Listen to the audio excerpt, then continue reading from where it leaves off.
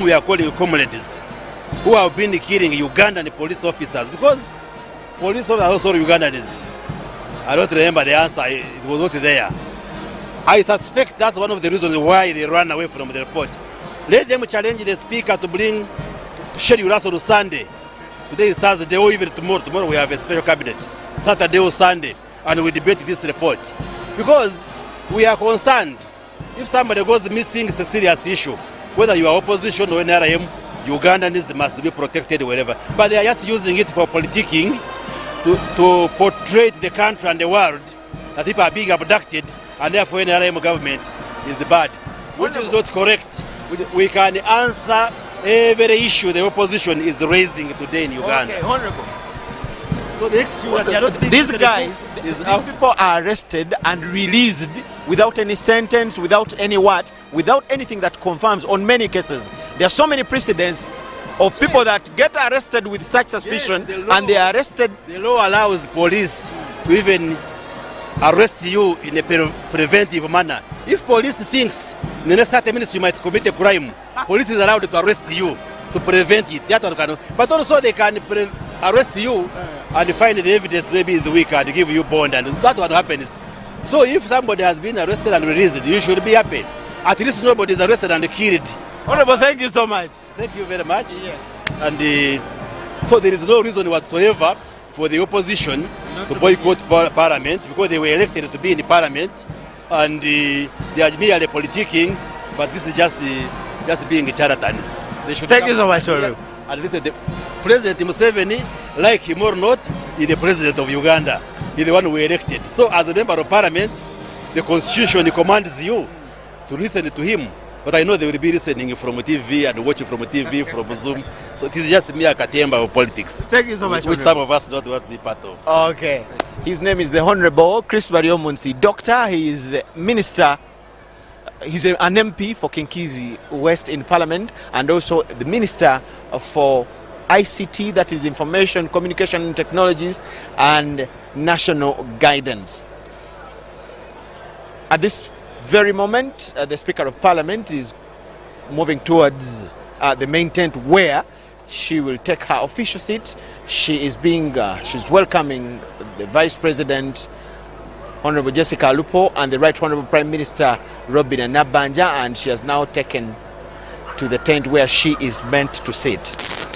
The laws of Uganda allows the Speaker of Parliament to convene Parliament in any place that she deems convenient for the sitting, and that place, according to the law, will be Parliament. And at this very point, we now witness the arrival of His Excellency the President of the Republic of Uganda, General Yoweri Kaguta Museveni, and the Speaker of Parliament has moved to go and welcome him. That is his convoy, making it to Kololo Independence Grounds.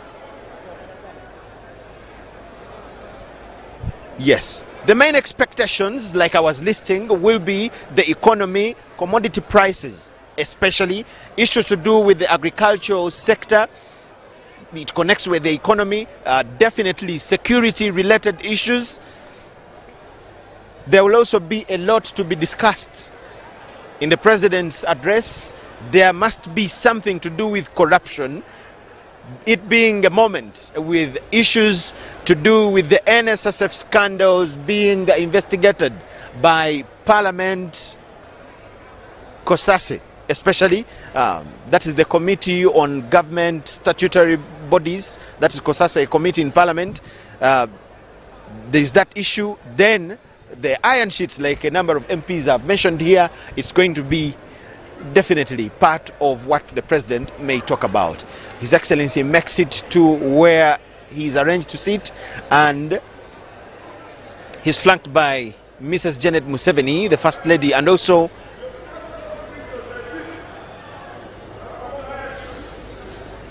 that is Minister for Education and Sports.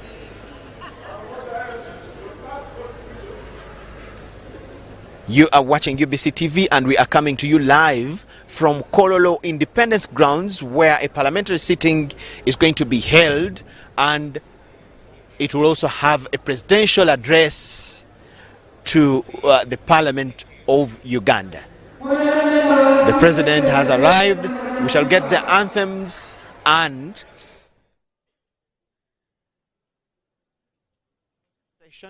taking to where she is supposed to sit to preside over Parliament.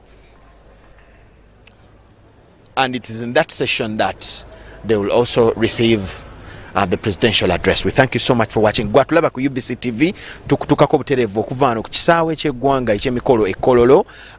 President w'eggwanga Yoweri Kaguta Museveni gyagenda okwogererako eri Parliament. Ensonga ezisuubirwa nnyingi omuli ebyenfuna by'eggwanga, enguzi, ebyobukuumi n'ebintu ebirala bingi nnyo. President amaze okutuuka ne speaker waali, vice president waali, ba MP bangi naye opposition teriiwo. Kale katugende mu maaso weebale kutwegattako.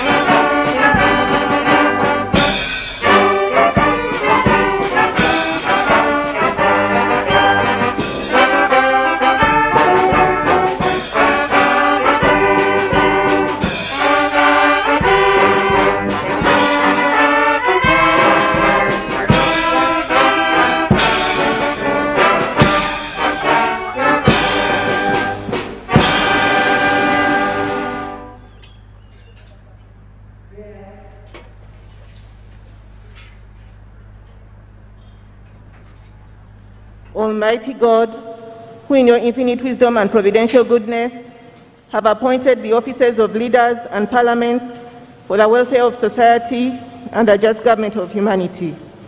We beseech you to look upon with your abundant favor these your servants, whom you have been pleased to call to the performance of such important trusts in this land. Let your blessing descend upon them here assembled, and grant that they may, as in your presence, treat and consider all matters that shall come under their deliberation in so just and faithful a manner, so as to promote your honor and glory, and to advance the good of those whose interests you have committed to their charge. Amen. Amen.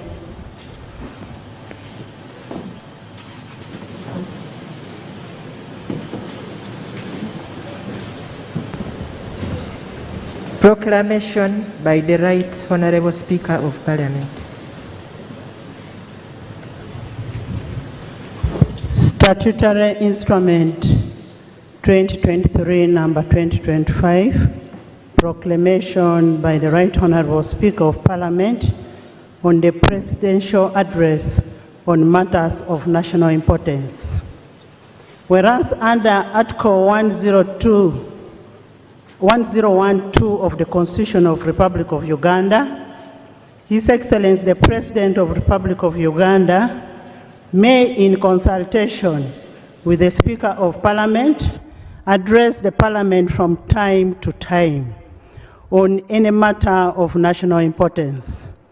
Aware that His Excellency the President of the Republic of Uganda has, in accordance with Article 1012, indicated to the Speaker of Parliament his intention to address Parliament on matters of national importance on Thursday, 16th March 2022.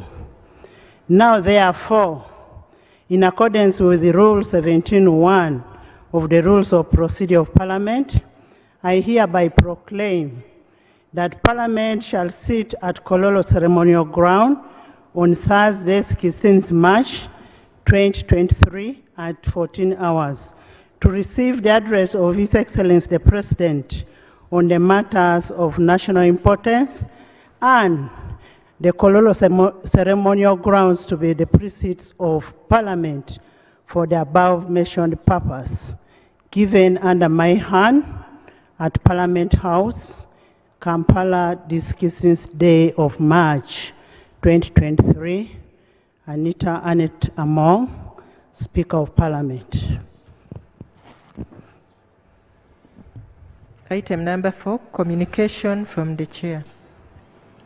Your Excellency, the President of the Republic of Uganda, General Yoweri Kaguta Museveni, the First Lady and Minister of Education and Sports, Mama Janet Museveni, Your Excellency, the Vice President, the Right Honourable Prime Minister, the Honourable Leader of Opposition, the Honourable Ministers, the Honourable Members of Parliament, I welcome you to this special sitting of the House, in which we are privileged to host His Excellency the President and receive his address. Article 1012 of the Constitution of the Republic of Uganda stipulates that the President may, in consultation with the Speaker, address Parliament from time to time on matters of national importance. His Excellency the President consulted me, and we agreed that he addresses the House on various matters of national importance. As such, today we are honored to welcome Your Excellency, the President of the Republic of Uganda, to Parliament of Uganda. You're most welcome. However, Mr. President, before I welcome you to address the members of Parliament, and by extension, the nation, permit me to bring to your attention some few matters. Your Excellency, since the last address of this House, during the State of Nation address and official opening of the second session of the 11th Parliament, that was on 7th June 2022, we have had 76 sittings of the House. During these sittings, we have passed 24 bills, administered 7 oaths, passed 31 resolutions, adopted 42 committee reports, and concluded 2 petitions. In terms of legislation, the 24 bills passed so far in the second session exceed the 23 passed in the first session. Yet we still have 3 months to end of the session, meaning this session is going to be one of our best sessions. Your Excellency, In the same breath, we've passed the following bills and we await for your assent as per Article 91(3) of the Constitution. The Exercise Duty Amendment Bill, the Human Organ Donation Transplant Bill, the Museum and Monuments Bill, the National Sports Bill, the Markets Bill, the Microfinance Deposit-Taking Institutions Amendment Bill. Your Excellence, in the exercise of our representative role as enshrined under Article 78 of the Constitution, members of Parliament continue to diligently execute their duties in the various parliamentary committees, the House, and the various parliamentary and interparliamentary fora. I am confident that in the 11th Parliament, we are going to do a better job. In furtherance to oversight mandate, the House adjourned for 3 weeks. That was from 2nd February to enable members to go and monitor government programs, including parish development model. The members verified the status of disbursement of funds to local governments, existence and status of beneficiary groups, and utilization of disbursed funds. Your Excellency, we are in receipt of reports from members who went to the field for oversight role, and will debate those findings and forward it to executive for further action. Your Excellency, on behalf of Parliament, I would like to express my gratitude to you for your unwavering support during the budgeting process.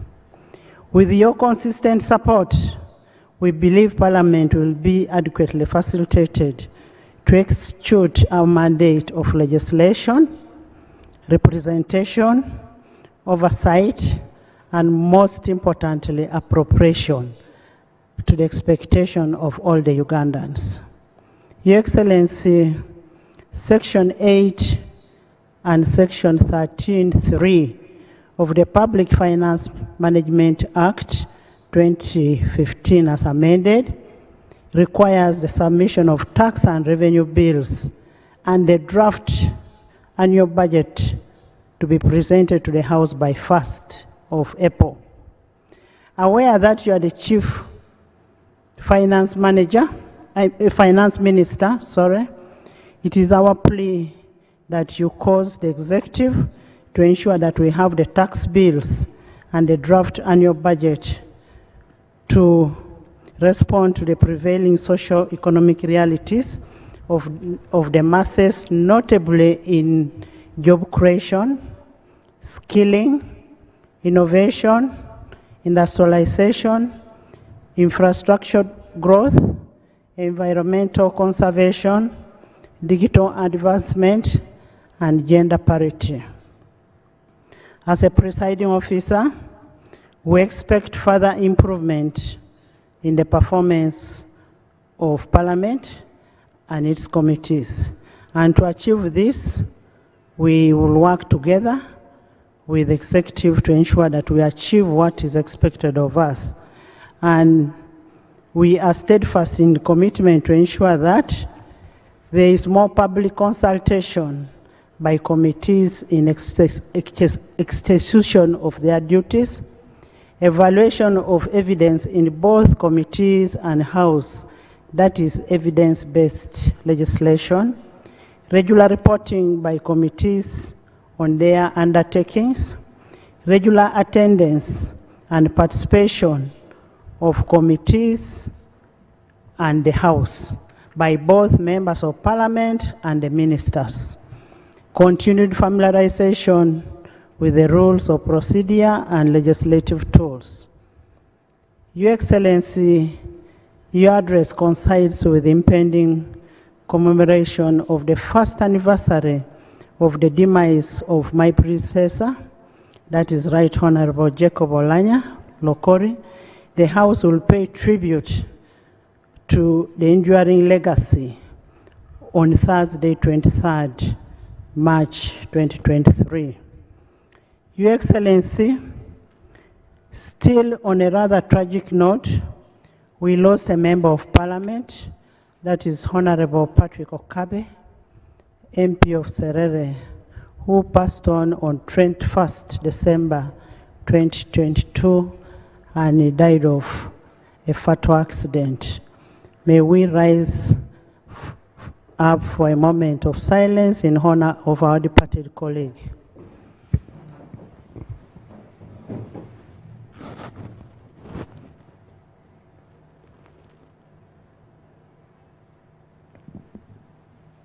May his soul rest in eternal peace.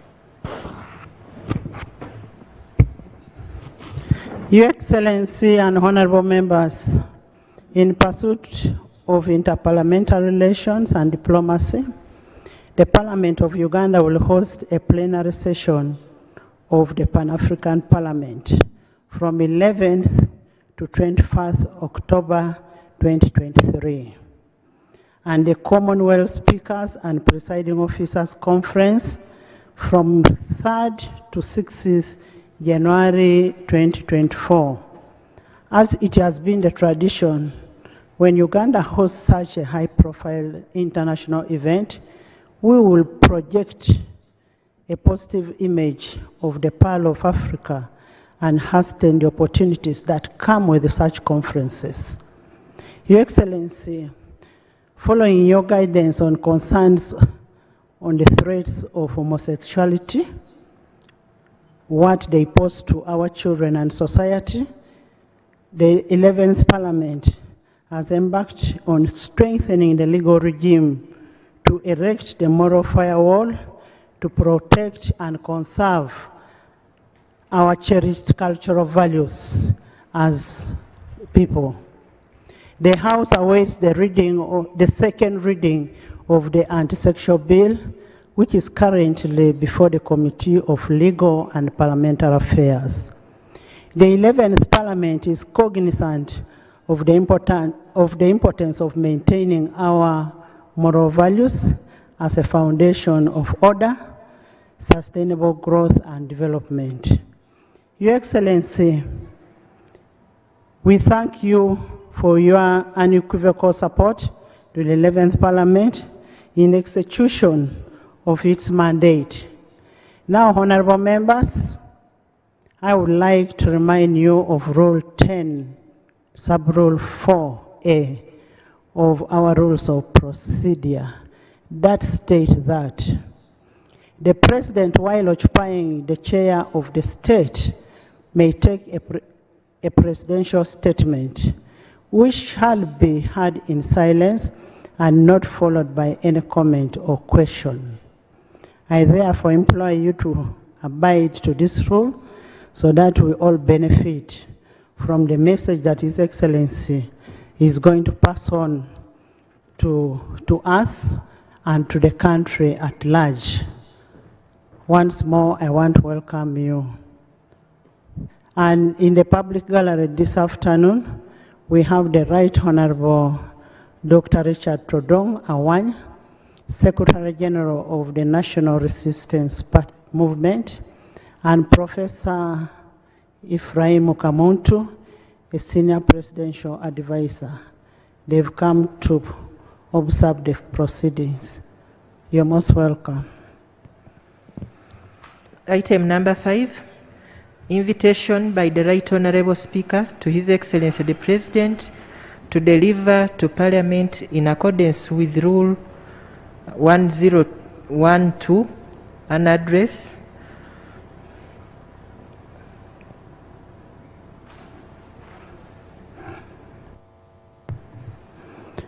in accordance with the Article 102 not rule. Your Excellency, as I stated earlier on, your role here today is in fulfillment of the constitutional mandate pursuant to Article 1012 of the Constitution. I now take the singular honor to invite you to address the House and the nation at large.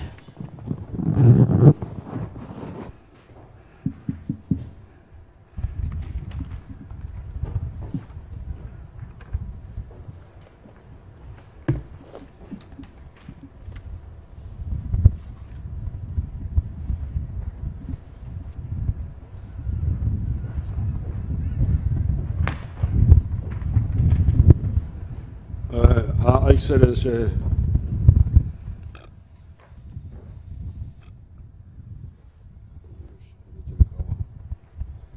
Her Excellency the Vice President, the Right Honorable Speaker of Parliament, His Lordship the Chief Justice, the Right Honorable Prime Minister, the Right Honorable Moses Chigongo, if he's here, the Right Honorable Secretary General of the NRM,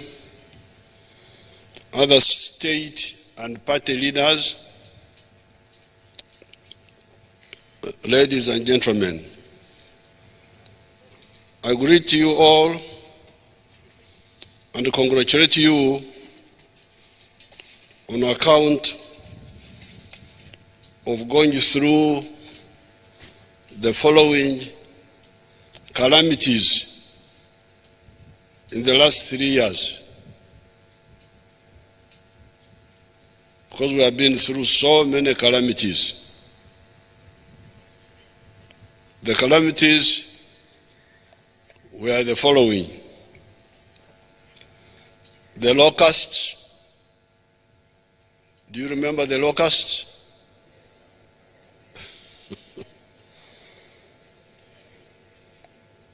The landslides, the floating islands, the rising waters of the lake, the corona pandemic, the Bijambias. You remember Bijambias.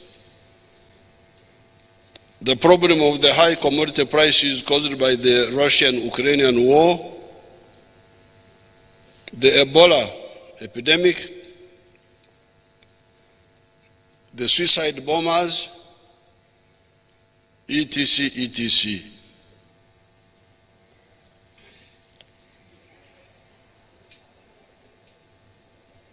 The NRM assured you that with God's help, we would go through these calamities, and we did.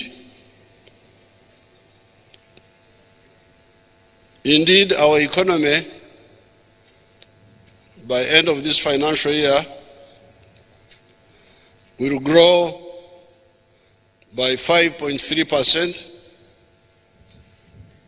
to attain the GDP size of $49.3 billion by the exchange rate method and of $142.9 billion by the PPP method. However, I want this economy to grow by a factor of 10 to $500 billion in the next few years.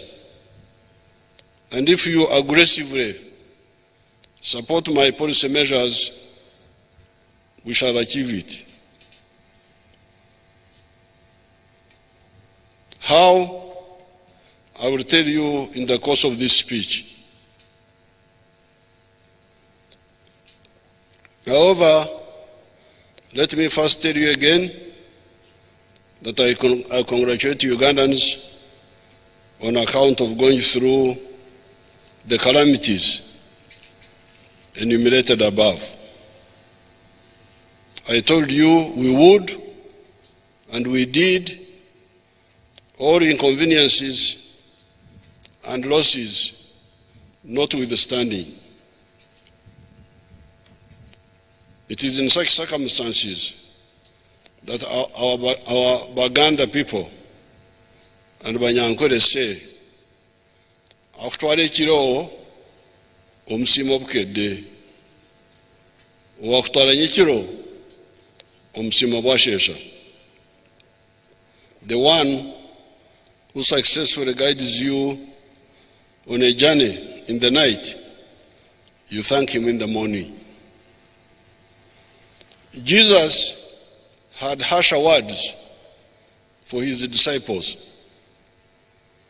In the book of Mark, chapter 16, verse 14, he rebuked them for panicking in the storm when they were crossing the lake by saying, in quotes, "You people of little faith."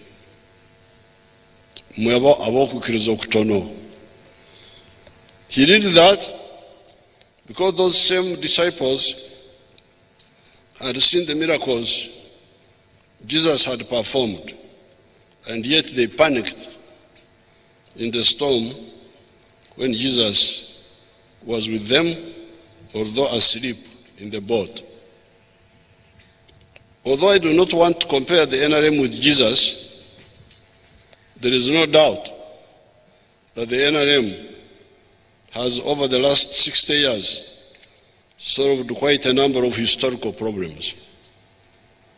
It is therefore fallacious for some elements to panic when we face any challenges. There are solutions to those challenges as long as we are patriotic, genuine, and not parasitic. However, before I go into the purpose of today's meeting, through the Speaker, I would like us to stand up for a minute of silence to remember the 3,632 people that were killed by corona, the 55 that were killed by Ebola, those that died in the landslides, and recently 4 students of Kasaka SS in Gomba that were killed by a lorry that lost control, according to what the Prime Minister told me. So, Madam Speaker, if you don't mind, we could stand up to remember these people. I'm sure the Speaker has allowed me. You are allowed, Your Excellency. Thank you.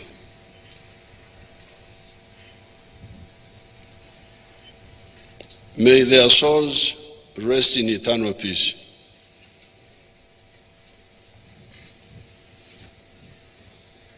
Thank you so much.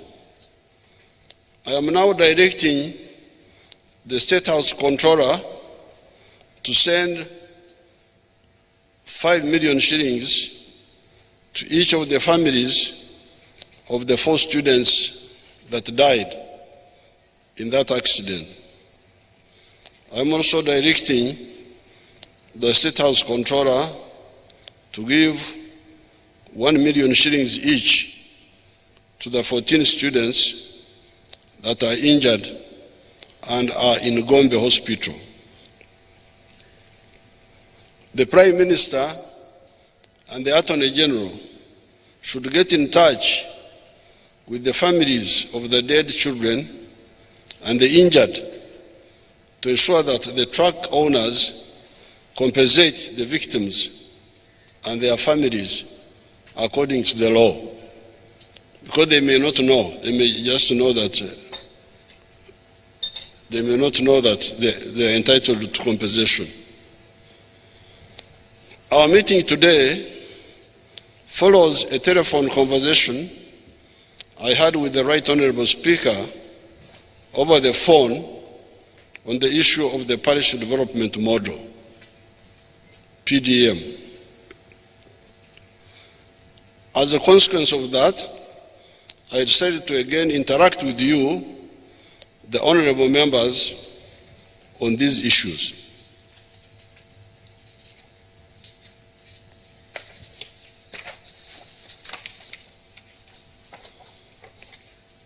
To properly contextualize the issue of PDM, I must remind the honourable members of the principles of the National resistance movement, which are patriotism, Pan-Africanism, socio-economic transformation, and democracy. PDM comes directly under principle number 3, socio-economic transformation, although it cannot thrive without the other 3, patriotism, Pan-Africanism, and democracy. I have pointed out before in many writings that society is like some of the insect species that go through a biological process known as metamorphosis, which has got a number of stages that start with an egg, caterpillar, pupa, and a mature butterfly, for instance. In the last 4.5 million years of human evolution, ever since man gained the Homo sapien form, the society he created has been metamorphosing. Karl Marx, by 1848, when he wrote the Communist Manifesto, pointed out that up to that point, society had gone through 5 social systems. These were the primitive communalism system, the slave state, feudalism, capitalism, and were then, that time of Karl Marx, entering the system of socialism and communism.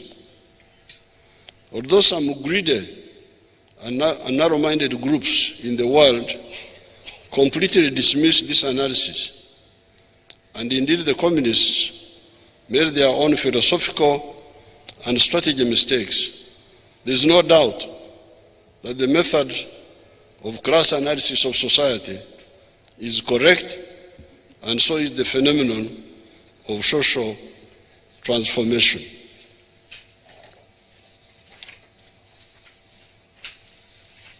If those who claim to study social sciences in Africa were serious, they would have noticed the societies in Europe by the time of the Renaissance, 1400 AD, were 3 classes in societies, comprised of the feudalists, the peasants, and the artisans. By the time of the French Revolution, 1789, the European society had evolved into a 4-class society, being the feudalists, the aristocrats, the middle class, the bourgeoisie, as they were called, the proletariat, the working class, and the peasants. If you go to Europe today and you look for peasants and for feudalists, you will not get them. The society appears to have become a 2-class society comprised of the middle class and the skilled working class. Each of these historical social classes has got different productive capacity, high or low. What was the productive capacity of the primitive communalist societies? What was the productive capacity of the serfs, who are called abasenze in our language here, abebanja, on the land of the feudal landlords, abamairo, before 1928? What is the productive capacity of the bourgeoisie that are conscious of the difference between the input cost and the final price of a product that we call profit. What is the productive capacity of the proletariat, e.g. the industrial working class, that is skilled and working for wages?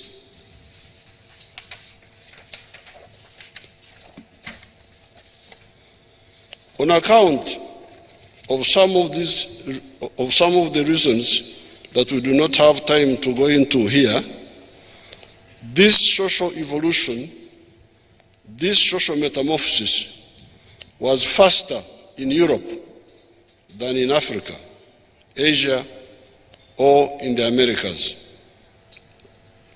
It is this lagging behind in social evolution that caused so much damage and problems to Africa, Asia, and Latin America. Indeed, by 1862, when Huntington Speke came to Uganda, our societies were three classes societies, comprised of the feudalists, Abalangira, princes, and warlords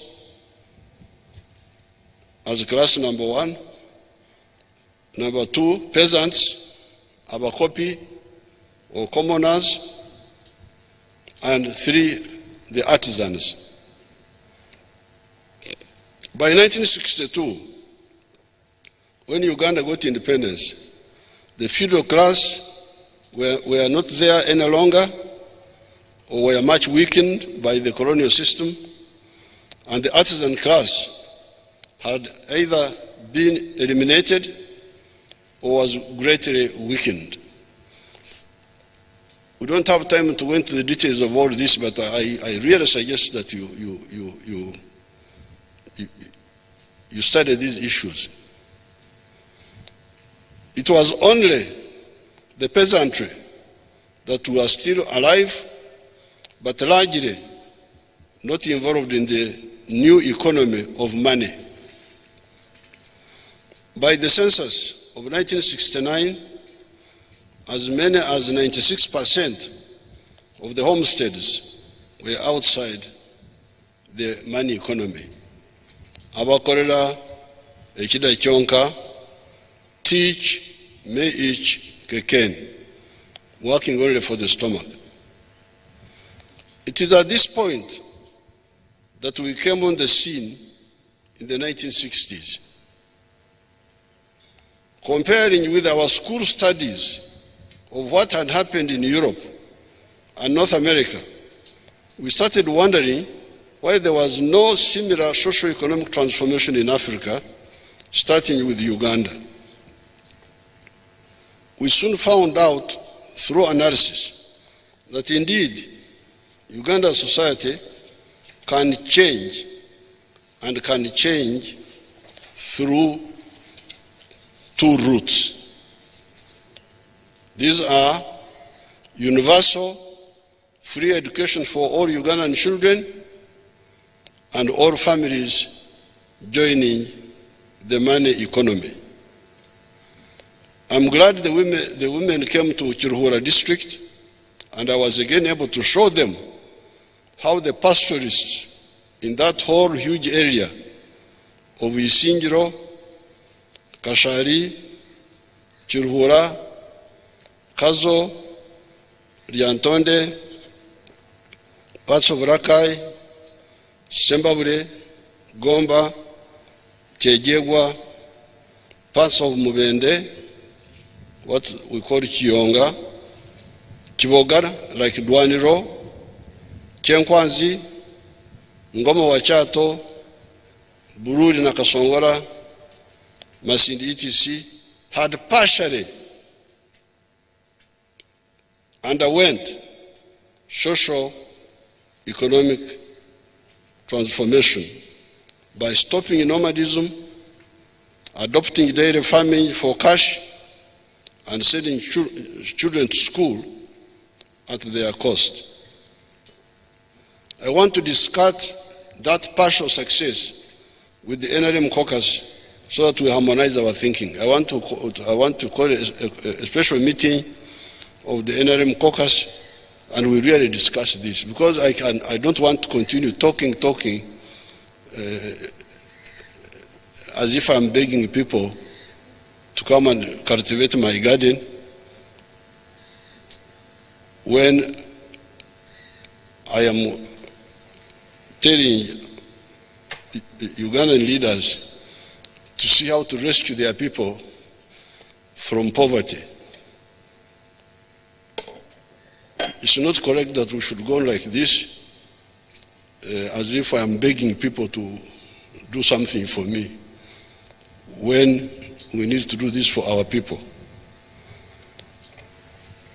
I call this the success in the cattle corridor partial, because elements in the society still have irrational practices carried on from tradition that negate progress,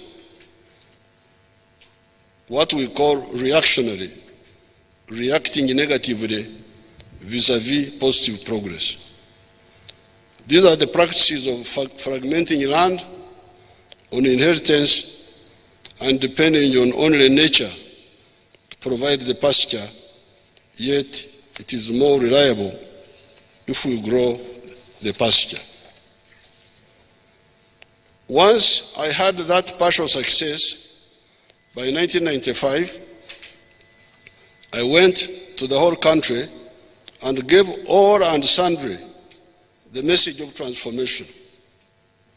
However, like the Jews, many people are either not bothered or are waiting for another Messiah, even when the message is clear and verifiable. Verifiable how? Visit the cattle corridor that used to be wilderness, Engando, country like Akesi, Hohai, which is now an area of some modern farms producing millions of liters of milk per day for the local markets and for export. The exports have hit US dollars 106 million per year. Algeria is now going to also buy our powdered milk worth US dollars 150 million. If this area could transform, so could the others. In the manifesto of 1996, we put forward the 4 acres model of coffee, fruits, pasture for zero grazing dairy, food for production, food crop production, and pig and poultry in the backyard, and fish farming near the wetlands. This was the medicine for the smallholders.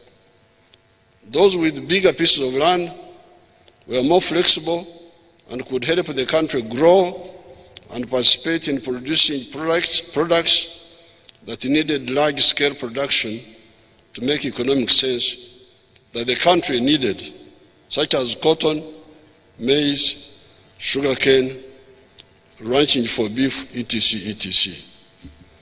In terms of funding, the latter group would be supported by Uganda Development Bank.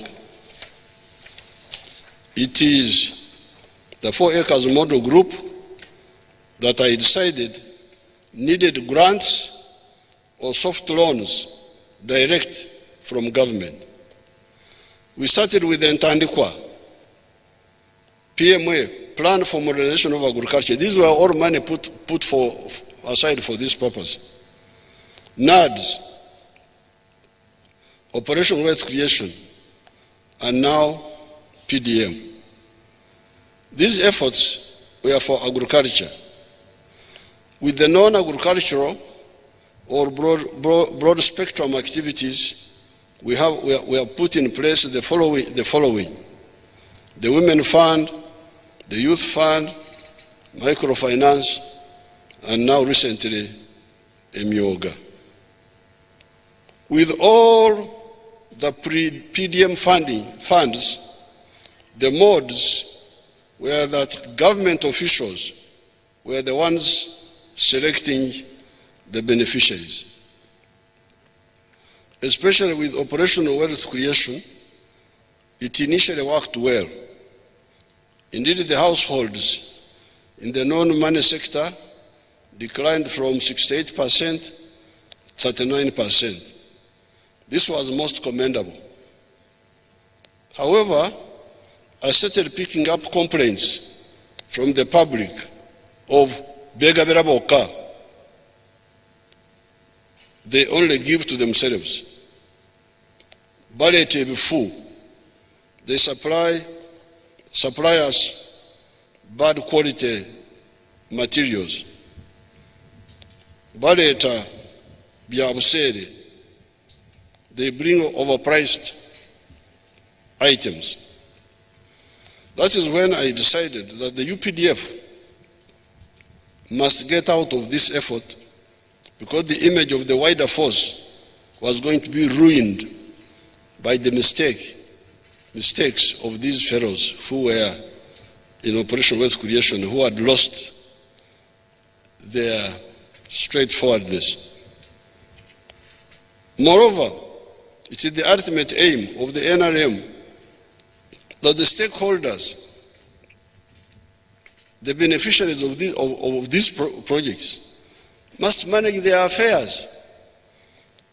That was the debate we had in the cabinet. When people were saying, no, we should continue with the army, I said, no. These people must learn how to manage their affairs. They are not children. We can help them to manage their affairs. Hence, the need for the stakeholders, farmers, artisans, to form the circles in the parish or at the constituency for the Myoga. This is the correct ultimate solution. I've started touring and inspecting the 18 zones of Uganda. The 18 zones of Uganda are Masaka, Mengo, what they used to call Mengo, the districts of Mukono, Ruero and all that, Pigi, Muvende, Ankole, Kigezi, Toro, Bunyoro, Busoga, Bukedi, Teso, Sebei, Karamoja, Lango, Achori, West Nile, and Madi. I started with Achori between the 23rd and the 24th of February 2023. Straight away, the Wananchi told me of the parasites that were like flies swarming around the PDM and the Myogamani.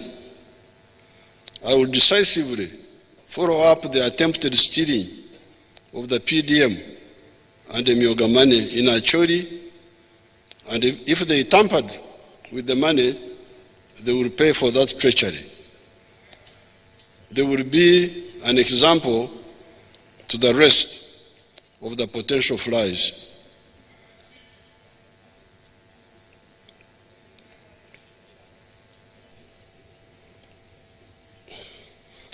$10,594 PDM circles are to be formed. As of now, 9,538 circles, 90% of the target, have been formed. That's what the Secretariat told us. But I have read the report of the Parliament. The Speaker sent me the report. There are many observations there that point out the weaknesses. Meanwhile, I myself in Acholi, I heard from the Wananchi a number of bad actions. There is this group in the town, one of the wards, where somebody called commercial officer called a meeting secretary of a few people to form leadership for the parish model, because they want to find a way of stealing the money. They didn't involve the whole parish. They didn't involve. And yet we say all people in the parish who want to engage in wealth creation should join the circle, as long as they are adults, 18 and above. That is the plan. All producers in the parish must join, must be told. If they don't want to join, that's up to them, but they must be invited. Because like in this issue of Guru, somebody announced the meeting at 9 in the morning, and the meeting happened at 2, and a few people created a leadership. That was one issue which I picked up, and of course I would follow it up. Then in Aswa, they were called, instead of going to the parish, they were called to the sub-county, so that people get tired and don't go. And when they were called to go to the sub-county, they were told, each parish bring 30-30. Who told you to bring? This is not indirect elections of 30-30. A parish circle is for all members, may be organized in their production groups. The ones of bananas, the ones of dairy, but all who want to engage in wealth creation must join. If there is anything that is not clear there, then at the right time, the Minister of Local Government, who has been heading this, should explain it. Then, in another area, I think it is Aswa again, they were told to pay some money for membership. Now, we are going to follow up all this. And this one I got direct from the people. So these thieves are not very clever, because if you steal, we shall come and find out. That's why when I went to Acholi first day, I visited some of these farms. And then I had a meeting with the leaders. And from the leaders, I was able to get a lot of information. And then the following day, I was on a public meeting. So how will you steal? Because we are going to find out. You're wasting your time and ruining your future. So, but according to the figures of the Secretariat, they say 90% of the parishes have created the circles. How? Is it the Guru way or the correct way? We shall find out, because I will go there and meet the people, and I encourage you to go and meet those people. We are sending shillings 100 million per parish per annum. Assuming each borrower takes shillings 1 million, that will account for 1 million households per annum. Again, this is another confusion. You don't know what the problem is. We talked about 1 million as an example. And the reason we talked about 1 million, we are using the example of coffee. This was last year, I think. To plant 1 acre of coffee, you need 450 seedlings. And we calculated, at that time the price was something which I don't remember, but to get 450 seedlings, we would spend 180,000 shillings of the 1 million.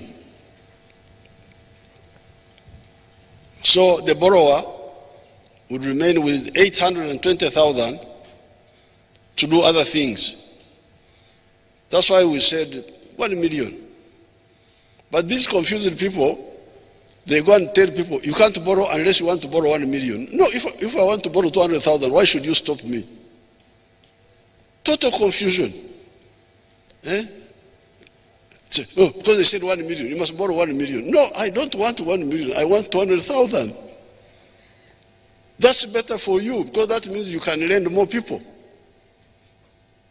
Why do you find that as a problem? This was also another issue. You must borrow 1 million. No, I don't want 1 million. I want 200,000.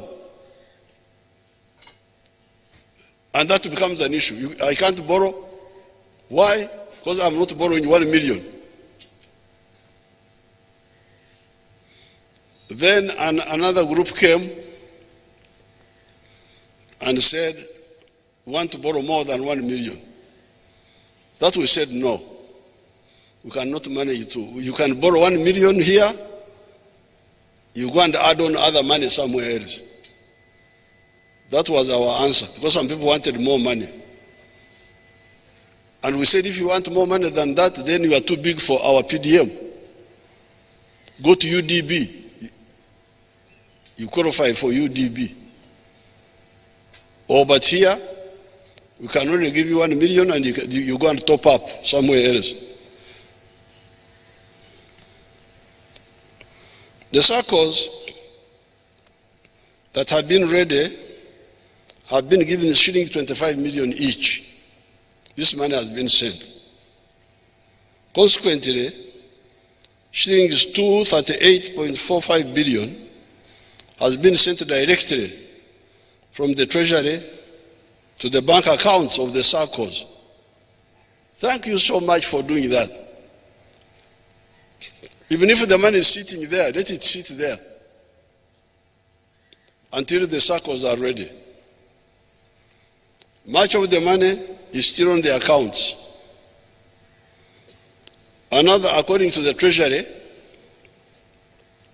another shilling 476 billion.9 is at the Treasury waiting to be sent once the original portion has been utilized. By June 2023, shillings 1,059 billion, that is 1 trillion, will be sent. Last financial year, shillings 131.4 billion was released. And I'm glad I read the report of the MPs which the Speaker sent me. This 131 billion is not properly accounted for, because each parish was supposed to get 17 million. But according to what the Speaker sent me, some got 7, some got 10. So where did the other money go?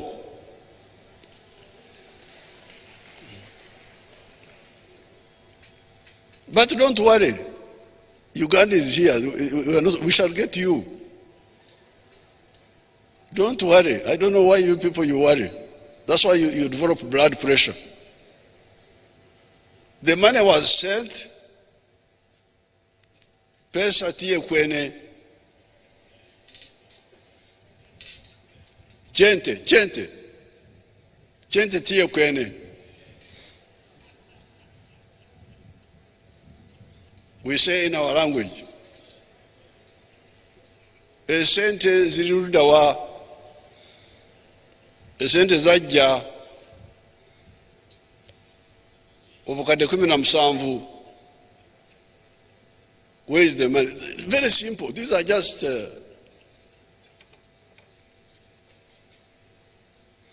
I'm very proud that the NRM has promised and sent the money.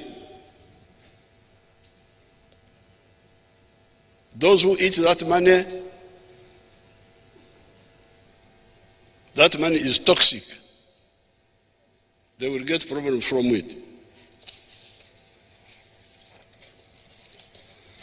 With the Myoga, shilling is 100 billion has been sent each year. Hence, 200 billion in the last 2 financial years.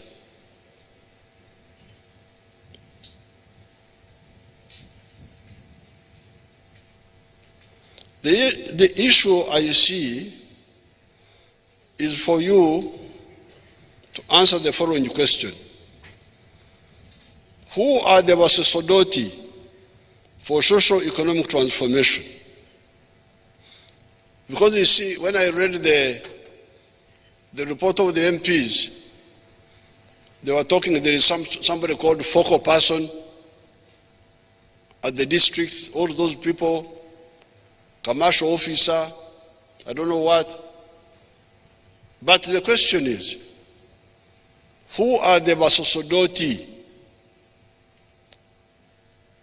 of the principle of socio-economic transformation? Bani awakiririza mu socio-economic transformation. Who are those who believe and who should push? You should answer that question, and I will try to give you some hints. Is this the members of parliament, the LC5 chairperson, etc., or is this the chief administrative officer, the commercial officer, etc.?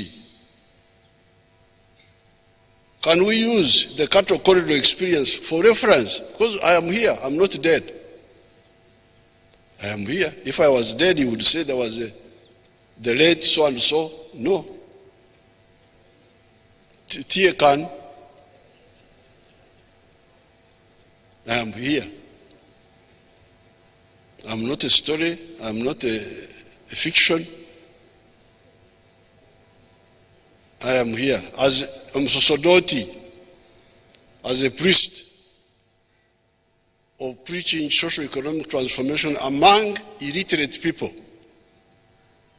So I no longer want to be polite, because normally I'm polite, no, please.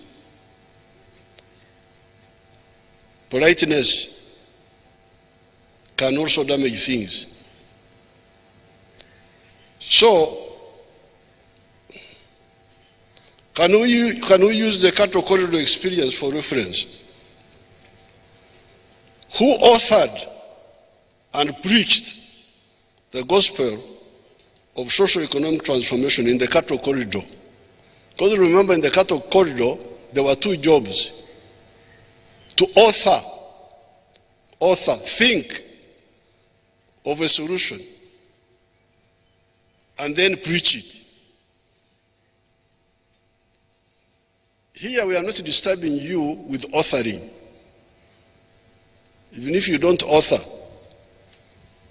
but preach. Preach.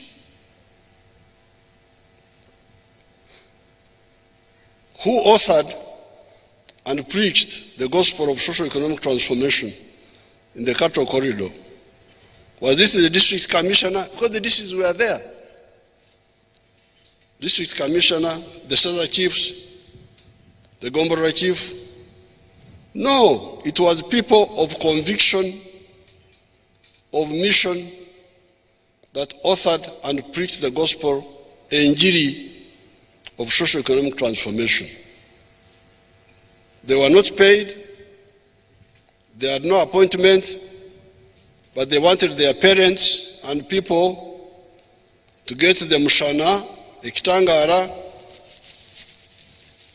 the light of knowledge of socio-economic transformation. so that they become prosperous. Similarly with PDM and Myoga, it must be the political people that must be the Basosodoti of the injiri of socio-economic transformation, because they are the ones that volunteered to be elected for leadership. Because you volunteered, you say, I want to lead you. Now, if you volunteered and you are lucky to be elected now, do it now. Lead. Lutera. Now, instead of leading of Lutera, some people try to do Yitieyo. Yitieyo, the carrying. What is it carrying on your head? Yeyo. Yeah? Whatever it is.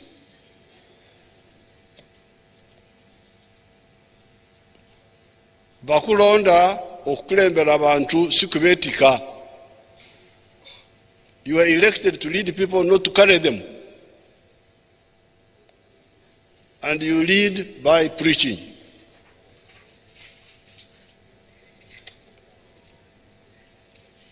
And don't tell me about money, because I'm here. I led people without money. I'm here. I led them to fight, not to eat matoke. I said, let's go and fight and die, but for a good cause. And they listened to me. Leading is not money. Don't bring up issues of money.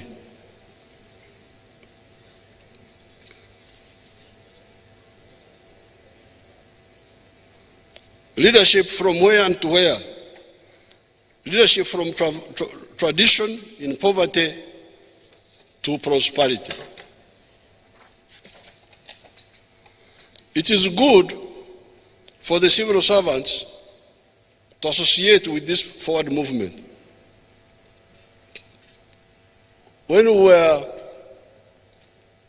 mobilizing, sometimes some of the civil servants would be positive. But even if they were not positive for us, we would go ahead. However, if they do not, the change makers can force them to implement even what they do not like or what they do not understand. Therefore, in my view, if the money is not used this year in the right way, let us keep it. Let us not panic. The issue is not spend the money. The issue is spend the money correctly. If they are not ready, let's keep it. Let's keep it. Not to divert it, keep it. So that the fund builds up. Because remember, this money is really a nucleus for the parish bank.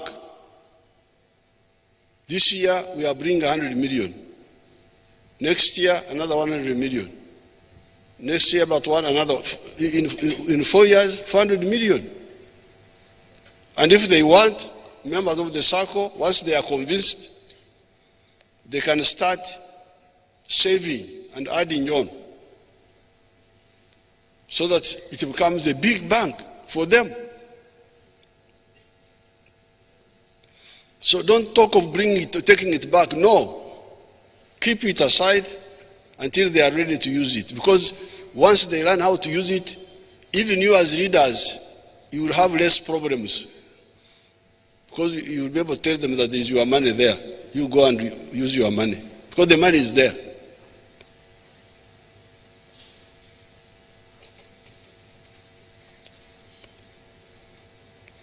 The people need patient sensitization and not bureaucratic kwehenenga. Kwehenenga, you remember the story in the Bible when Jesus visited two sisters, Mary and the other one. I know them in Nyankore. Mariamuna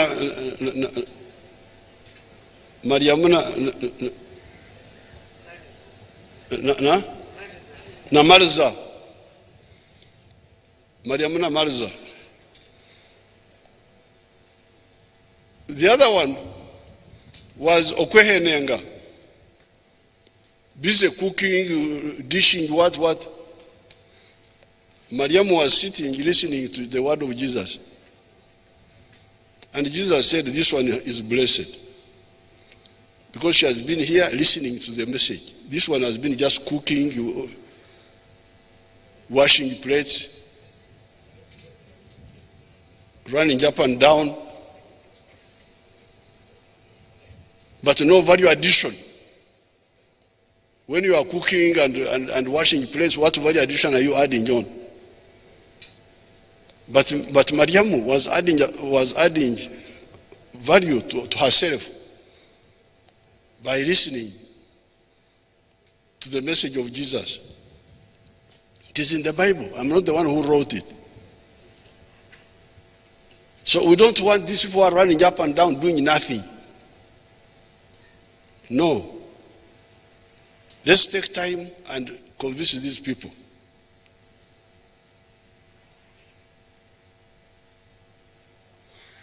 And by the way, you should be very careful, because some years I went to Kasese, to Mobuku irrigation scheme. I found there a man called Mudusu. I think he must be still there, growing mangoes. And he said, I did this when I heard your speech, my speech on the radio. He told me, Mudusu. I went to Rengaju. Our man there, the man of Rengaju,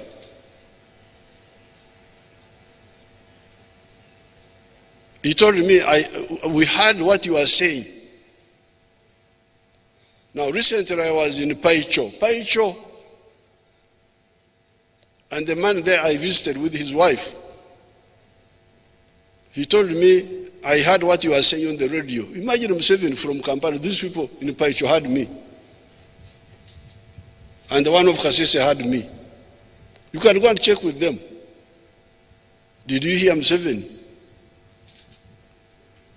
And did you do what you heard him doing? Now, if they can hear me from who is so far away,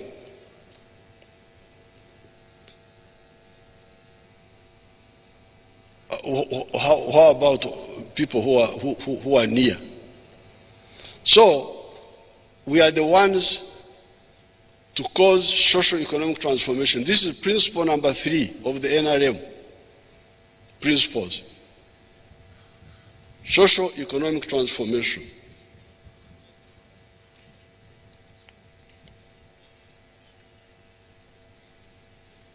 You, the members of parliament, should take more time with the people. Don't go and just lecture. Sindio. The man is talking to himself. Siwekitio. No. Talk and let them also talk to you. And then you see what is, try to discern what is holding them back.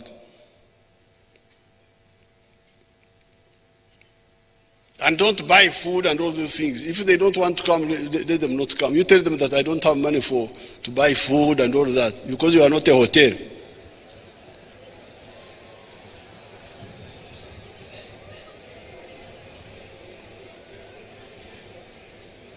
They are laughing at me, they think I'm an idiot.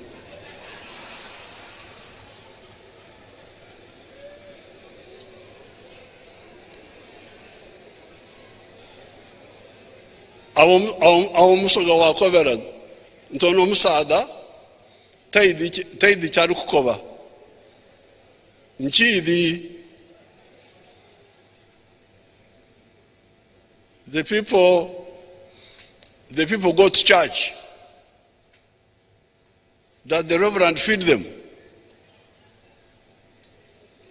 It is because you have misled them.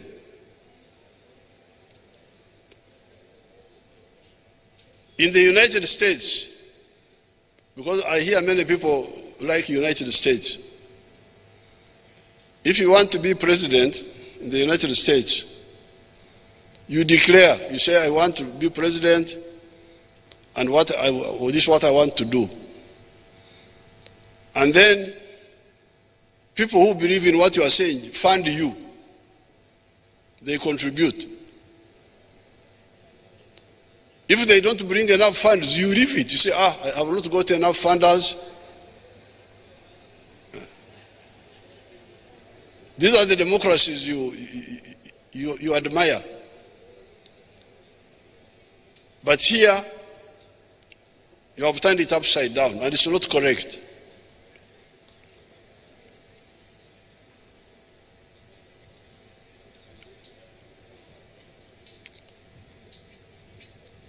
I will also be involved because I am going to tour all the zones. I will be touring 2 zones per month.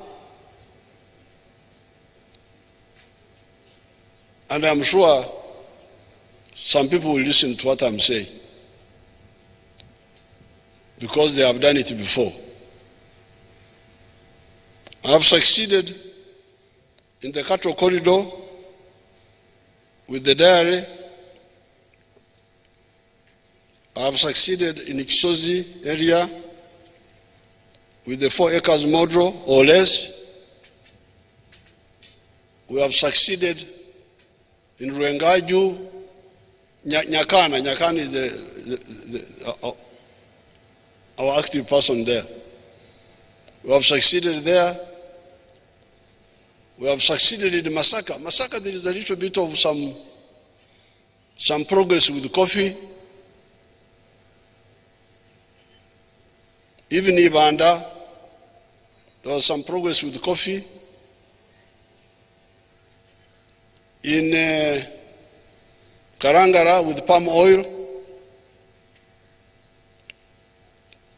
In Ubundubujo with cocoa and coffee and vanilla, although vanilla is very erratic.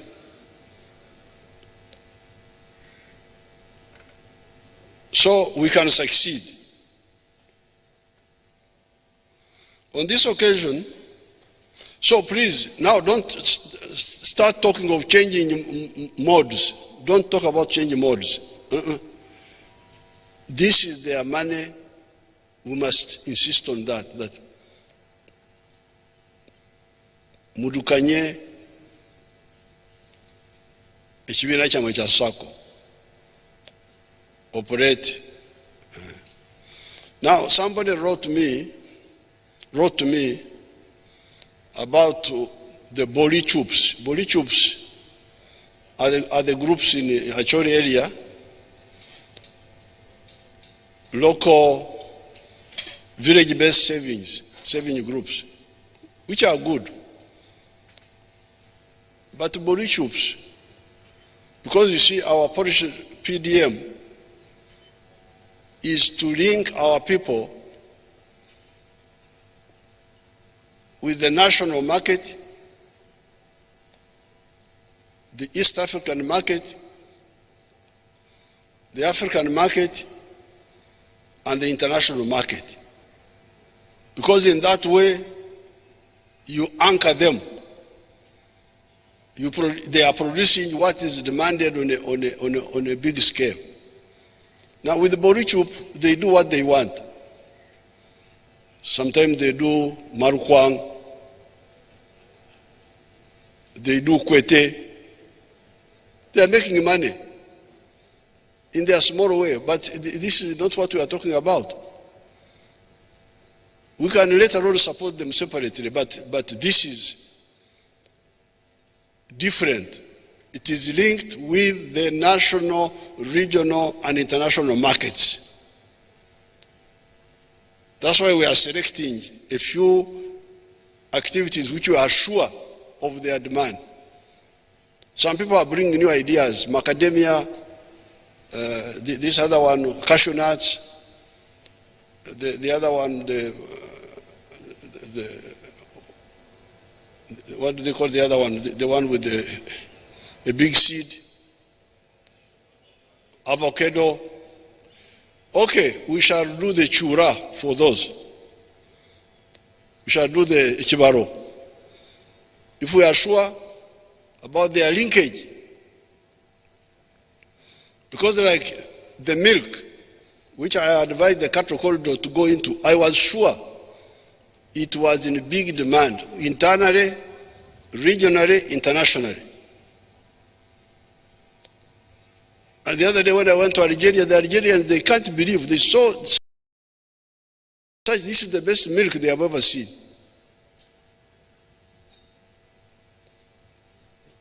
According to what, because they sent a group here to go on, they took samples, took to their lab. So there's no way this milk will Okudiba.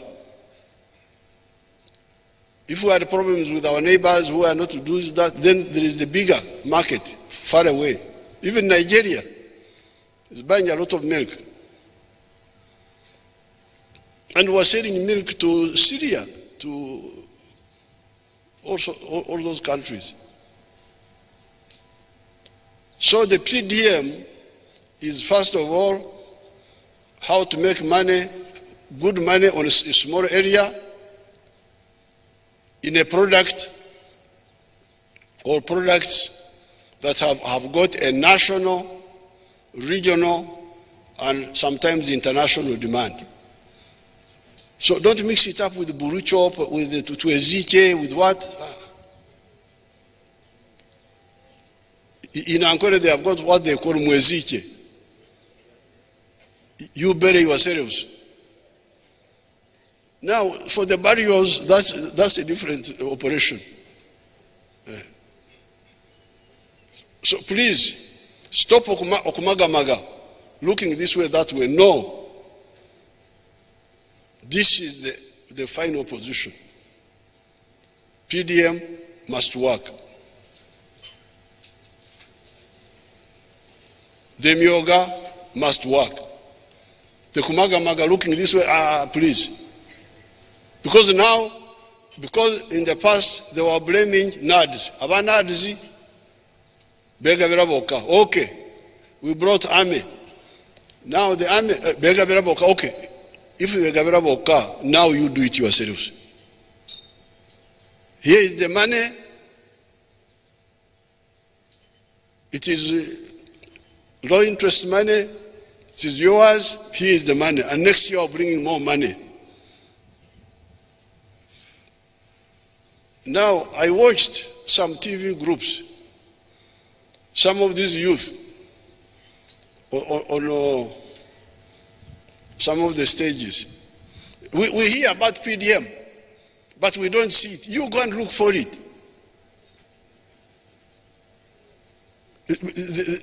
They are there talking. We hear about PDM, but we don't see it.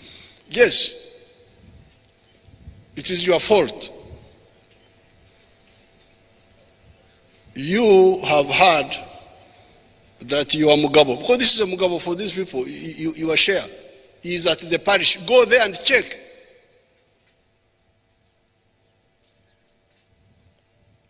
That's nonsense. You should be told, you go and check. And check with your member of parliament.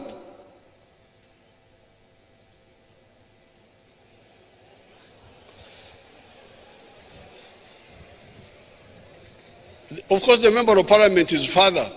The parish is in Yara. But the member of parliament is to fight for you in case there is a problem. Not to get money from him. I am going to come here and we discuss the issue of donation. That donation, the culture of donation is very dangerous. That culture of donating, giving is very dangerous. We shall get time for that. On this occasion, I have not talked about the sectors of wealth creation. The other sectors of wealth creation. These are industries, services, and ICT. We shall have time for that. The only point is simply to state that the PDM will deal with commercial agriculture by producing raw materials. It is not to forget raw materials from minerals, from forest products, from fisheries. By adding value to these raw materials, the value of the product goes up by a factor of more than 10 or more. Take coffee, for instance. The Coffee Consortium of Uganda has again reaffirmed what we knew in the bush. A kilogram of bean coffee gives us US dollars 2.5. A kilogram of roasted and ground coffee gives us $50. To get a kilogram of roasted and ground coffee, you need 2.5 kilograms of bean coffee. So imagine, here we are getting $2 per kilo for coffee, but when they grind, a kilo of ground coffee is $50. And to get a kilo of roasted coffee and ground, you need 2.5 of the other one. So you can say that for what we get 2.5, somebody gets something like $20.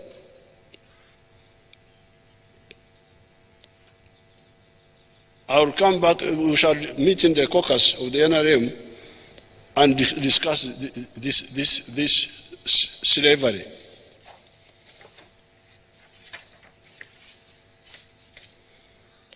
What is true of coffee is true of all the other raw materials in varying degrees, whether they are agricultural, minerals, forests, or freshwater resources.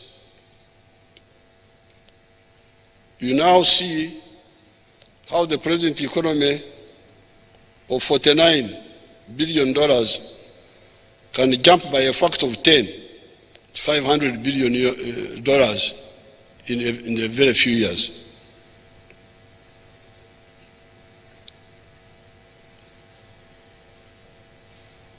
Therefore, today, I didn't want to touch many things. I simply wanted to reaffirm our stand on the PDM and on the Myoga. Don't worry. Anybody who messes up, we shall mess him up also. And we shall educate our people until they understand. And politically, even those who are looking for politics, this is very good, because now the money is there. Yes, some people are confusing our people, but that confusion will be sorted out. Let's maintain the course. On the issue of homosexuals, ebitingwa, FCIG, we shall get time and discuss the matter thoroughly. The homosexuals are deviations from normal.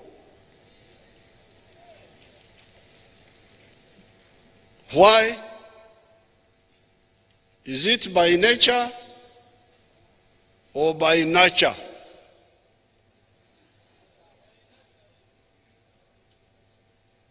We need to answer those questions. This deviant,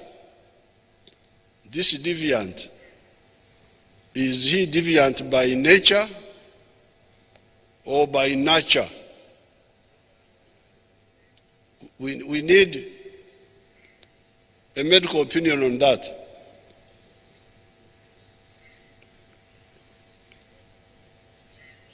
We shall discuss it thoroughly. The Western countries should stop wasting the time of humanity by trying to impose their practices on other peoples.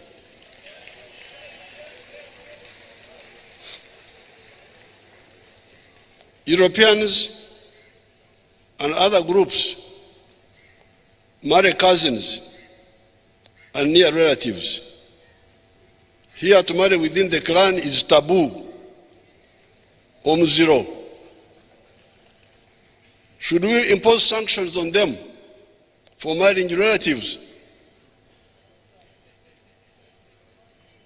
So we should put sanctions on people who are marrying their cousins in other parts of the world. This is not our job. If they are marrying their cousins, that's their problem.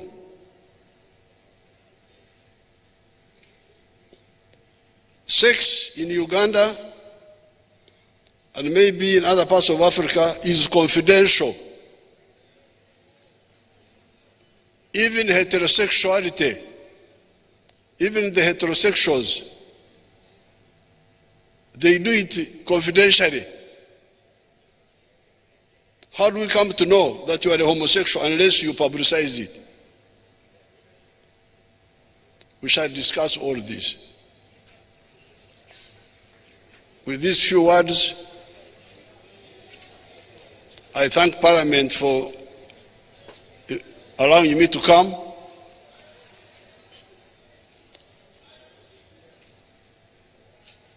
And say a few words to you. If there are some other issues, convey them confidentially so that I can understand them well.